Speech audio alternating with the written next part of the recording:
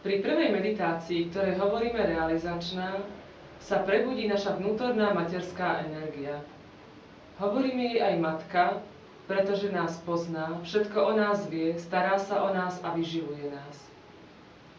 Pohodlne sa teda usaďme, položme si ľavú ruku na koleno a pravú si budeme prikladať na jednotlivé energetické centrá na ľavej strane. Najskôr si položíme ľavú ruku na srdce. Môžeme sa opýtať, kto som? Ruku si preložíme pod ľavé rebra. Opýtame sa, som svojím vlastným majstrom? Teraz preložíme ruku na ľavé podbrúško a tu poprosíme. Matka, prosím, daj mi čisté poznanie.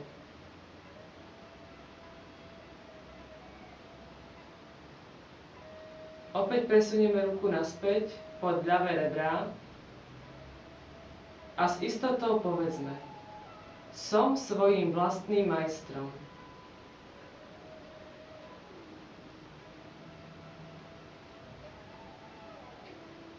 Znova položme ruku na naše srdce a povedzme si, ja som čistý duch.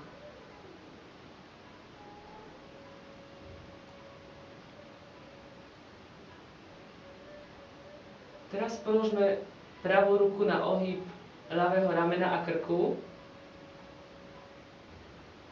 a povedzme si,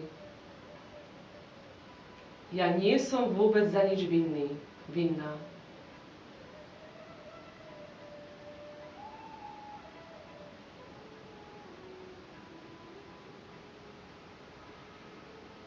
Dajme si dlaň pravej ruky na čelo a povedzme, odpúšťam. Odpúšťam všetkým aj sebe.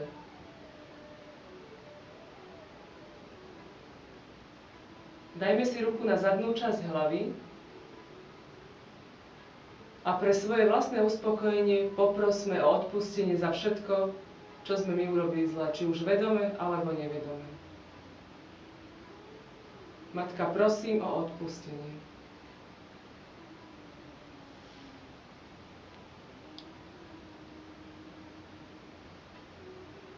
Teraz si položme dlaň pravej ruky na vrchol hlavy, na fontanelu. Mierne otáčajme pokožkou hlavy v smere hodinových ručičiek a poprosme, Matka, prosím, daj mi moju realizáciu.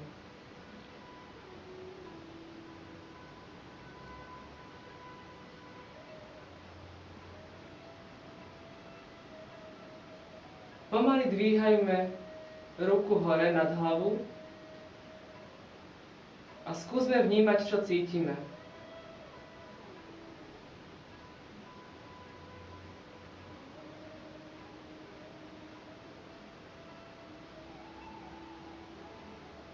Môžeme položiť ruku na koleno a vnímajme, čo cítime na svojich dlaniach a končekoch prstov.